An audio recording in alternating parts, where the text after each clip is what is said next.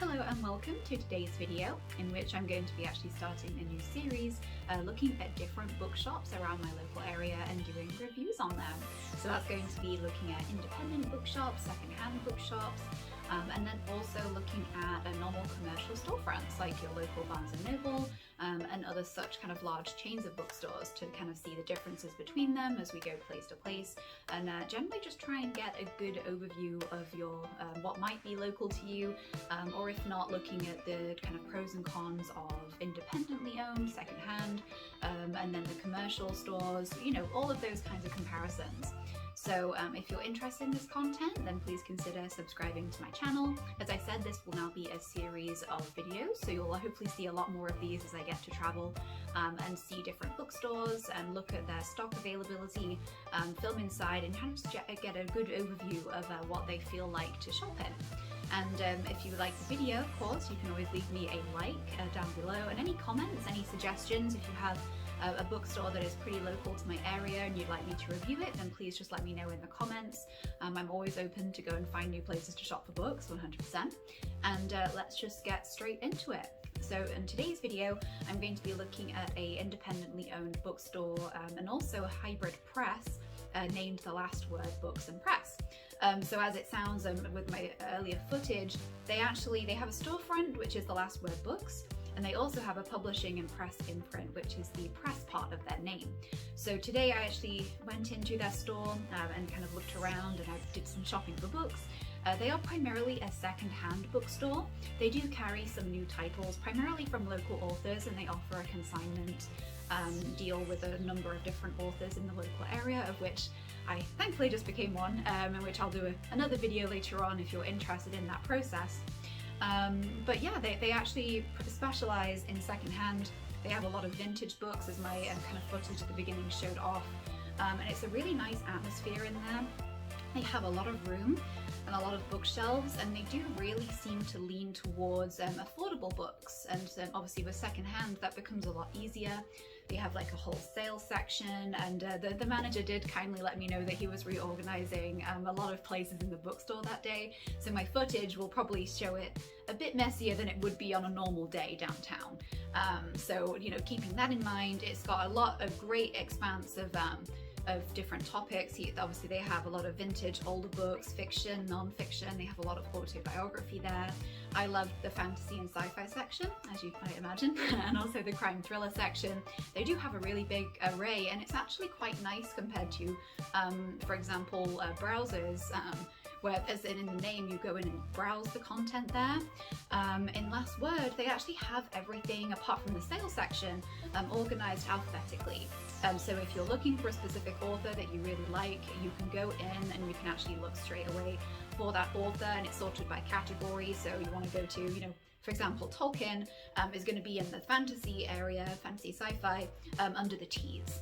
So that's quite nice, and it does add a level of accessibility, because a lot of reasons that people go to commercial storefronts and things like Barnes & Noble and things of that nature is that if they have a specific author in mind that they want to buy, then they know exactly where it's going to be, because they alphabetize as well. There are pros and cons for each side of this. I personally enjoy browsing for my books, especially if I have time on my hands, but I also understand that if I'm looking for something specific, if I just want to pick up a new read by an author that I know already, and I'm just really kind of looking for that easy shopping experience, the way that Last Word is set up is actually very preferable, and I had a great browse when I was there last week, and kind of was able to find a lot of stuff that I was thinking of that I might want to read just really easily. Even though the managers told me that he was just reorganizing stuff, it was very easy to navigate. Actually, I was quite surprised. So that is really interesting. Most secondhand bookshops don't have that manner of inventory or organization. They're a lot more focused on a browsing experience, which again, I love, because you can find some really great things that you probably weren't particularly looking for when you go in there into a bookstore. Kind of looking for your familiar stuff. You don't really look outside the box too often if you have a set of authors that you always want to read.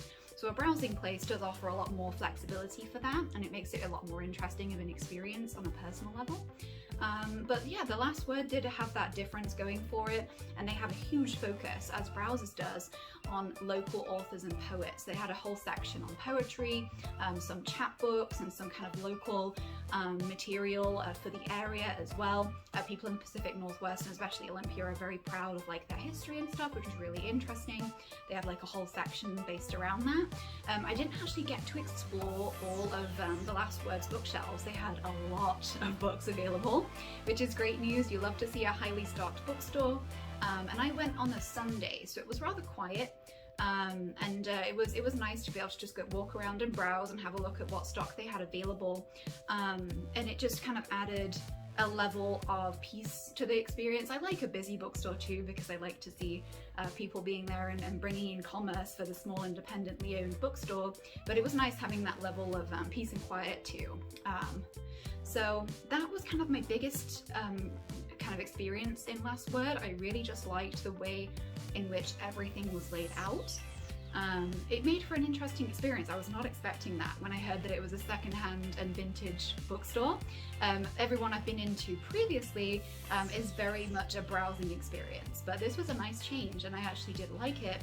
It will probably be my go-to for if I'm looking for specific kind of big authors. I wouldn't necessarily go there for something of an outlier author. They might have it in their sales section, but the sale is not organized, so it's still, that's a browsing experience, you know. They do have that near the entrance. All of the paperbacks in it were only 50 cents, and I'm like, that is dangerous for me. And probably for a lot of you as well. There was some really good authors available in that sale. Obviously definitely used and very well loved, but if you're just looking to pick up a book to read, if you're not particularly looking to display the books, you just want to read and digest something, then Last Word is definitely a great stop for that, because they have that sale area that I talked about, and they have the ease of actually finding what you might be looking for that much easier than a standard browsing bookshop. So that would be the biggest distinction for me in terms of reviewing the store. Otherwise, it was quite a typical secondhand or used bookstore. It had a really interesting location. Its visuals were really appealing and definitely striking. If you're walking down the street, you would definitely be interested to go inside. They have the press element as well, which is also really interesting to me. They help and they do publish their own kind of works and get some local authors published as well, which is fantastic. I'm really glad they can do that.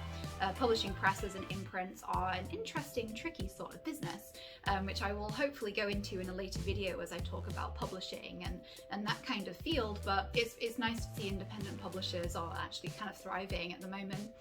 Very unexpectedly, there was a bit of a shift from kind of in the past years, independent publishing became huge and then it died off really heavily because of some of the books that were put out in that kind of era, but it's starting to come back again, which is nice. It means that a lot more people are able to get their works out there, and it's a lot more of a local and I guess personalized experience that way.